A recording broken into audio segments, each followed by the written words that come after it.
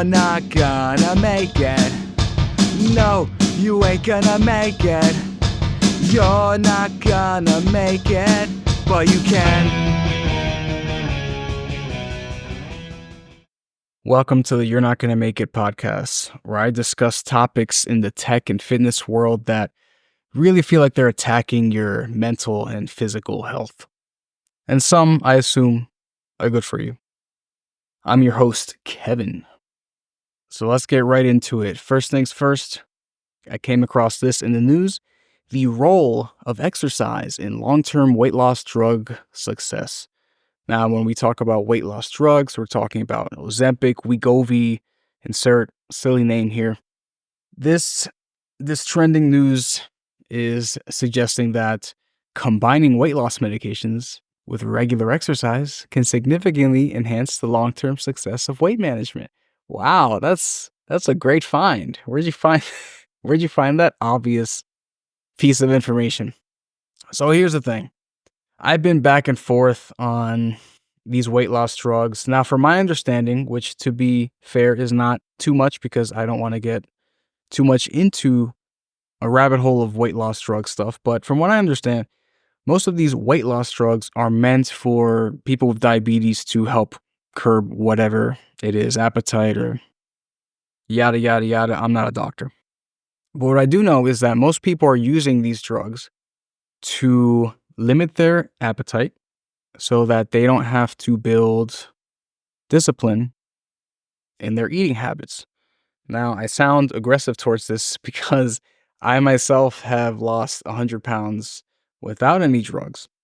Now, I'm of two minds about this. I do kind of feel by taking these drugs, you're kind of cheating, and not to say that, you must suffer like I did. You must go through all the sweat, the effort to lose all that weight. That's not what I mean by that in terms of cheating. I mean, if you don't understand how the body works in regards to why it gains weight, why it loses weight, then this is essentially liposuction in pill form. You're not going to learn anything. And many people who have a liposuction procedure, they end up gaining weight again because they didn't learn how to properly deal with this issue to begin with. They just got the fat sucked out. They didn't learn, oh, this is how I keep the fat off forever.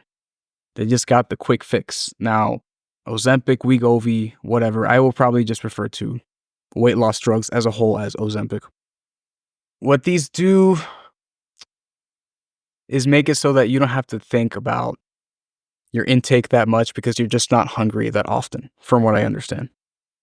Now, again, I've been through the hard stuff. So a little part of me is kind of like, these fuckers are just going to cheat, lose weight with no effort whatsoever. Fuck them. But then I think about science, medicinal advancement, and I think, 200 years ago, if I broke my leg, I'd probably just die because that was the nature of things. So am I a giant puss for getting a cast, getting a splint, whatever surgery I would need? I mean, I guess you could argue that if you go with the mindset that I'm pushing forth here.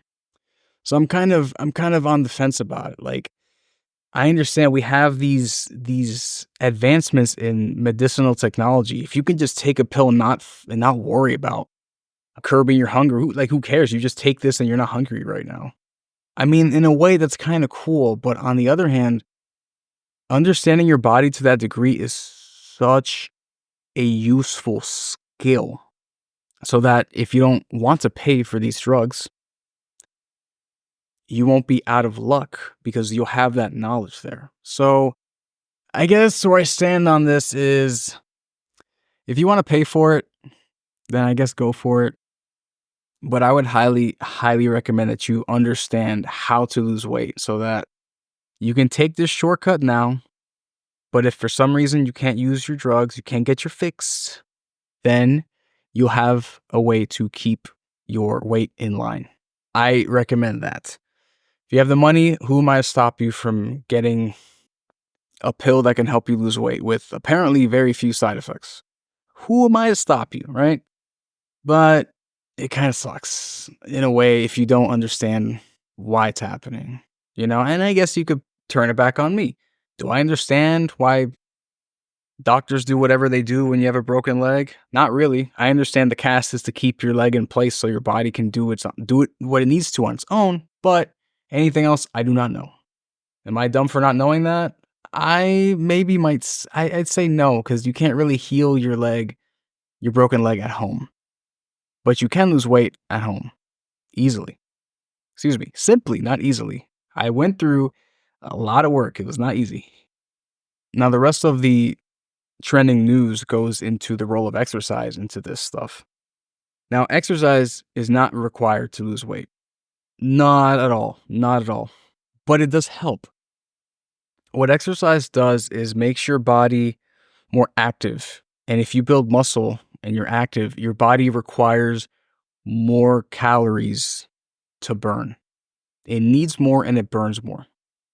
So, if nothing else changed and you just added exercise to your life, you would lose weight because your body now is burning more calories. So, do you need exercise to lose weight? No. Should you exercise? 100%. You really should for many, many, many reasons. Being more active in general encourages you to make more decisions that influence your health in a positive way. If you're more active, you're going to make these choices that help you be more active if you do enjoy it. So if these people taking these drugs want to exercise to help ease them into the lifestyle that will keep them not fat long term, that's cool. But from my experience, exercise does not make you lose weight. But it can if you brute force your way. That is actually what happened to me when I was starting out my 100-pound weight loss. I lost the first 40 pounds purely through exercise. I'm talking the elliptical, going crazy on that, going crazy on the treadmill, going crazy with resistance training, dumbbells, barbells. I did some programs. I did Insanity from Beachbody. I did Rush Fit. All that stuff without even paying attention to my nutrition because I thought paying attention to that was for girls for some reason.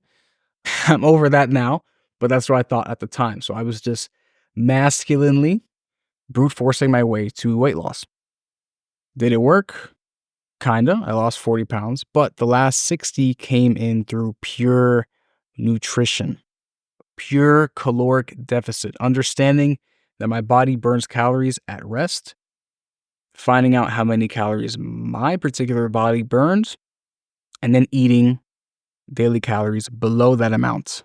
And then keep that going until your body just shrinks because it does not have the energy to sustain that size anymore. And throughout the entire time, I still kept exercising because exercising lets you do things in the real world. And it's very helpful. Weight loss is not just about being fit and losing weight through exercise like that. It's not. They're connected, but they are not so closely related that you can't separate them. There's exercise. There are people who are strong and fat. And then there are people who lost a lot of weight and are not strong at all. So when news comes out saying, hey, if you take a drug that makes you eat less, if you're fat, and if you pair that with exercise, your health markers go up. I just roll my eyes thinking, is this not obvious? But given that 2/3 of America is overweight and I think half of America in general is obese, I guess they don't. I guess they don't know. It's not obvious. I know some people would love to crucify me for talking any shit about these weight loss drugs because, being fat is genetic and I can't do anything about it, blah, blah. Fuck. If you're one of those people, they can get fucked. But if you're one of those people who understands, yes, weight loss is about caloric deficits, it is about nutrition. I just don't want to deal with that shit and I have money, so I'm going to take these pills. You know what? I respect you. I respect it. But for the people saying, hey, I literally physically cannot lose weight without these drugs, I have no respect for you. And may God have mercy on your soul. Now, moving on to technology. Now, this is targeting your physical and mental health here. Apparently, there's a increasing trend of virtual reality injuries, as in people putting on a VR headset, playing a game, and running into a wall, tripping over a piece of furniture, knocking stuff over, just causing havoc in their home because they can't see the real home. Now, I remember back in the Nintendo Wii days, it used to be a thing where people would, while playing Wii bowling or any other game where you had to swing your Wiimote, they wouldn't put the wrist strap on and they would throw the remote right into the TV. And because of that, Nintendo had to they had to create these sort of condom things for the Wiimotes. And I kind of like them. You could drop the Wiimote on the floor and it would be fine. But the point is, people get way too into gaming when they can't separate reality from fantasy for a moment. So what's happening with the VR is people are actually breaking their bones playing a game and they're getting concussions. So VR is dangerous in a way. When I used to have a VR headset, I had a Quest and they had this cool pass through ability. You tap the goggles and then you can see everything around you. It was gray and staticky, but you could see everything. So that was great. Now, during an actual game, that doesn't really come into play unless the game supports that. So there's some games that when you go out of a certain space that you designated for play, it would show you this wireframe in the world of the game showing you that, oh, you're about to slip out of the game world, you're about to hit the fucking wall. So I found that to be very helpful. I don't know if that is less common in games now or if people are just going wild, but it looks like people are breaking their necks, their heads, their legs, their arms, just getting into a whole bunch of trouble by getting too much into their VR game. So VR is honestly very scary and not in a boomer way. I'm not saying, "Oh my god, the kids are going to lose their lives in this world." Some will, 100%. But it seems like VR is a one-two punch. It can ruin you physically and it can harm you mentally as well. Now, if you have never tried VR porn, do not do it. All right? Porn by itself is already bad for you, but VR porn is fucked. Pun intended. Back in the day when I was a porn user, I tried VR porn, and that is much, much better than the other stuff. Or rather, I don't want to say better to encourage you to do it. I'm saying it's more immersive. And it fucks you up way more than regular porn does. The barrier to entry to that is a bit higher. You need to have VR goggles, or you need to use those cardboard goggles, put your phone in it, and you can kind of do that. But there is an extra barrier. You can't just look up porn on Google and just find something. But it looks like going forward, VR is going to be more affordable, possibly more common. And honestly, if people are fucking up their brains and their dopamine centers with VR porn and they're fucking up their arms and getting concussions with VR games and them not being aware of the surroundings, VR is going to be a big reason people are just not going to make it. Now, is there even any benefit to VR? Yes, but maybe not now. In the future, I foresee there being a case where VR is mixed with very precise robotics and you could have the smartest surgeon in the world. Maybe he's in India or something and he's doing a procedure virtually in Belgium. He's using his VR goggles. He has his home VR equipment and he's controlling this robot with super fine precision, doing a procedure from a different continent. Now, obviously, we need way better global internet and way better robotics to accomplish this, but I foresee that being something that could be beneficial to the human race.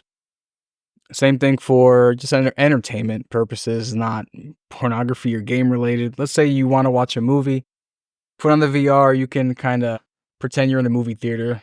That you can do now, and it is pretty cool. I've not done it because wearing VR goggles for that long is annoying, and the battery usually won't even last the length of a movie, so it's not really doable. Beyond that, is VR actually helpful? I don't know if it is. It's one of those things with a lot of AI implementation these days. It's like, I see how this could be helpful, but do we need that for this? I don't think so. But going forward, I feel like there can be some benefit, but right now I don't know. I feel like it's not that helpful. Just get a bigger monitor, and I think you'll be okay. And I think that about wraps it up. Thanks for listening to this first episode. And by first, I mean the first one you're hearing. I recorded like 8 of these before before this one went out. This one's still probably pretty shabby, but you know, you got to put something out. I'm gonna leave my email in the show notes. So if you want to talk shit about me in regards to Ozempic or VR, go ahead. If you want to leave some comments wherever the hell this is, go ahead. You want to leave a 1-star review or 5, go ahead. And I'll see you next time. You're not gonna make it. No, you ain't gonna make it. You're not gonna make it.